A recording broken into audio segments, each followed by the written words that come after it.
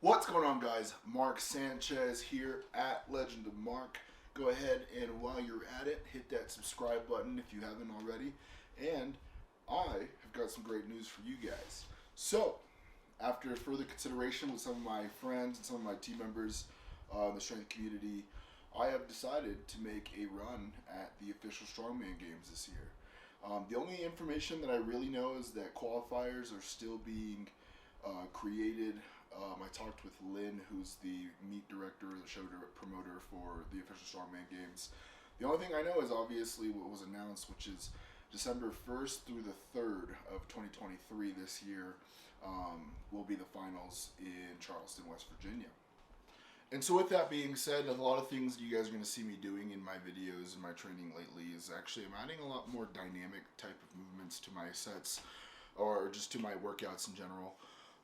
Originally I had planned on competing at the Celtic Strongman show in Cheyenne, Wyoming, and ultimately, after talking to a few mentors in the Strongman community, a lot of them kind of recommended like, hey, OSG might be a little bit more your style. And so I took that into consideration. I'm still probably going to compete in the Celtic just for the reason that I already signed up. I signed up for the pro men's division. And with that being said, ultimately, I still have intentions and desires for, there's a Atlas Stone, there's like an Atlas, I can't remember the entire name of the event, but there's like an Atlas Stone flight where it's basically like 300 all the way up to like 430 or 410 pounds at a different series of level, like a stone series. There you go. Don't know why I couldn't think about it, but a stone loading series, and that of the entire event I really truly want to do. And so I'm going to be training up with my crew. I'm going to be coaching and mentoring some of them as they prepare for some of their first shows. This is only going to be my second show, and the reasoning why, besides that I already paid for the show, is also it'll probably end up being my peak for whichever my OSG qualifier ends up becoming. And so yeah, ultimately I'm going to really pick and choose my timing. It'll really depend. So if the OSG qualifier ends up being in like August or September or something like that, we might have to play it with the American Pro 2. Honestly, when you get up to a really high level and you start picking your meets like a year in advance, so originally my calendar was the Ghost Clash 2 and then the Celtic Strongman show in June and then the American Pro 2 in October, and we were going to call it there. So now it's almost the middle of March, or it is pretty much the middle of March, and I've done the Ghost Clash 2. I'm training for the Celtic. I most likely am going to be doing an OSG qualifier sometime in the summer. Then I have the American Pro 2, and then I have the OSG finals in December. And so pretty busy year with competitions. I'm pretty excited, honestly. As if you've tuned into my previous video, a lot of you guys found out that I recently got engaged. Thank you to everybody who's reached out and congratulated me and messaged me about that. Thank you guys so much. It means the world to me. But yeah, and so anyways, busy year. Not necessarily saying that I'm going to take like next year off, but I definitely intend to take next year a little slower, just because, you know, we're already planning a marriage or a wedding. Planning a wedding and stuff like that. Prepping for a really, really big powerlifting show, the American Pro 2. Now we're prepping for a really, really big Strongman show, the official Strongman Games finals in December. Hoping that I qualify for, of course. I obviously am just being positive-minded, but at the same time, I still have to qualify for it. So right now, calendar set, and I'm excited to show you guys my training for this week.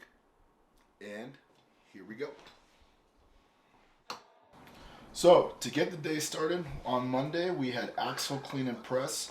My first set was one set of 5 for 180 pounds.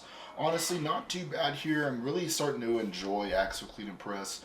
The split jerk definitely is what feels most comfortable to me, and so I think I'm definitely liking that the most. With that, I was supersetting farmer carries to kind of get my heart rate and keep it up. To get my heart rate up and then keep it up. So I did 3 sets of 100 feet. with 135 pounds in each hand. So something kind of light, something super tolerable, honestly, just to kind of keep that blood flowing. My second set, I did 3 reps for 205 pounds. Honestly, everything was feeling great here. This set was super easy. Sometimes, like, I feel like the super light bars, I get complacent and my form starts to break down, but then I get into these heavier sets and I never really actually think about my form. And so the 205 was tolerable, but you'll see here in the 235, I definitely kind of messed this up. And it wasn't hard at all once I recovered, but I just honestly wasn't mentally locked in. And from there, I tried to, for some reason, single motion clean the actual 235 pound axle. Didn't necessarily work out in my favor. Oh well, sucks to suck. But getting the next one up was pretty easy. I wanted to go for 4, and then after doing that third one, I was pretty much just gassed. I think it was that first rep that kind of just took the wind out of me. But after finishing this third rep, I really wanted that fourth. I couldn't, but however, I just couldn't clean it, and I kind of was just smoked from that. And you'll see here, clean's looking good. I definitely sped this up in the video, but I took a solid break in between that fourth rep, and I was trying to push myself, but coming here into this last rep, failed to finish the clean, and I just called it a day. Went ahead and finished that superset with my last set of the 3 for 100 feet at 135 pounds for the farmer carries. Honestly, I really like farmer carries. I think if this becomes an OSG event, like I said, I'm just trying to get more mobile and get back into the flow of being a little bit more movement oriented, I guess. So just start moving, honestly, instead of just doing static lifts. And so last year, I do recall there being some carry events in the OSG, and so I'm just trying to throw in anything that I could possibly think of to kind of start training for. And then I finished out my workout with some overhead yoke walks. I basically just did the yoke dry, which is 195 pounds, and I did it down and back about 4 times or 3 times. Coming into Tuesday at a 4-2 Tempo SSB Squat. My first set was 1 set of 5 for 385 pounds. Genuinely, Tempo squats aren't the worst thing in the world for me. I actually don't mind them too much. However, that controlled descent just becomes such a smoke show for me. The reasoning behind the Tempo squats for SSB, yes, I'm an 800 plus pound squatter, and so 300 to 500 should be a pretty easy weight for me. However, for me, it isn't just the rep range or the weight or anything like that. It's actually what my coach does is he makes these tempos to slow things down, build a little bit more control into the actual squat technique, and then that makes the actual weight harder.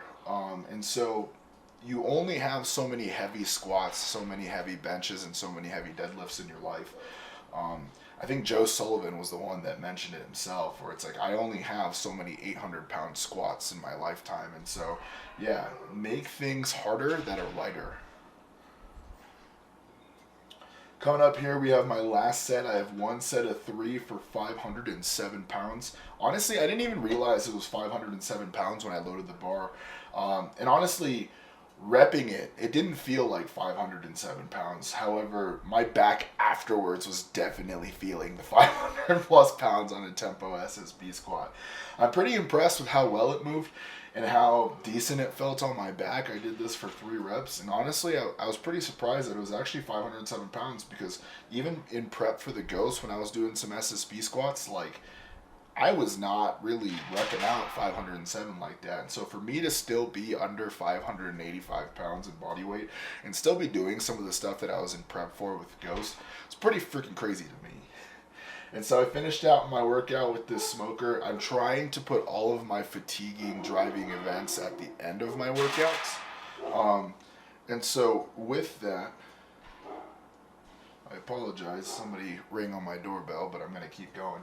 I like to try and put my fatiguing or my most exhausting workouts at the end. So that way I know that OSG, for example, is a 3-day show. And so here I have a 425 pound yoke, I believe. And then I'm doing a 150 pound sandbag, and I'm only running these down and back for about 30 feet each.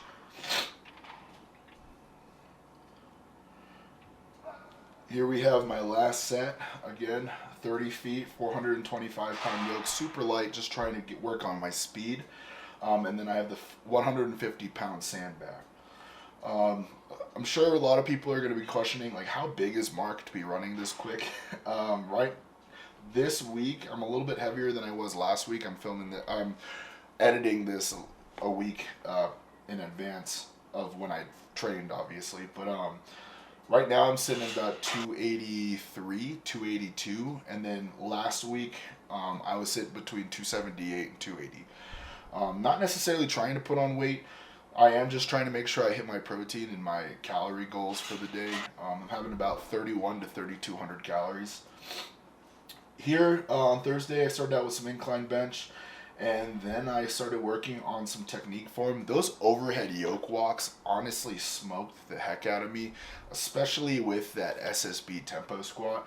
So what I wanted to do was do a little bit more static motions, and I wanted to work on my form for the log press. I've yet to even touch a log this entire off season, which not necessarily a bad thing, but I've been itching to get back under a log, especially with all the axle clean and presses I've been doing.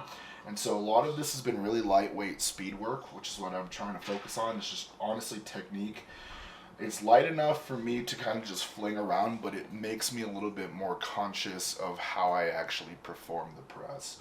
And then I finished them out with a couple sets of strict press with the log. I believe I got up to like 140 pounds or 145 pounds for the strict press. Did 3 sets of those. I'm sorry, I did 135 pounds. There you go. But I did a couple sets of these, just trying to get those shoulders worked out.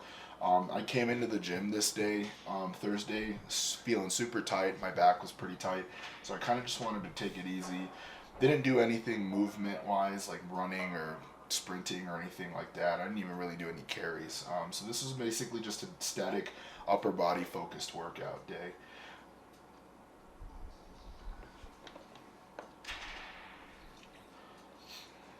And to close out my week, we have an axle bar deadlift, my first set of 5 for 345 pounds.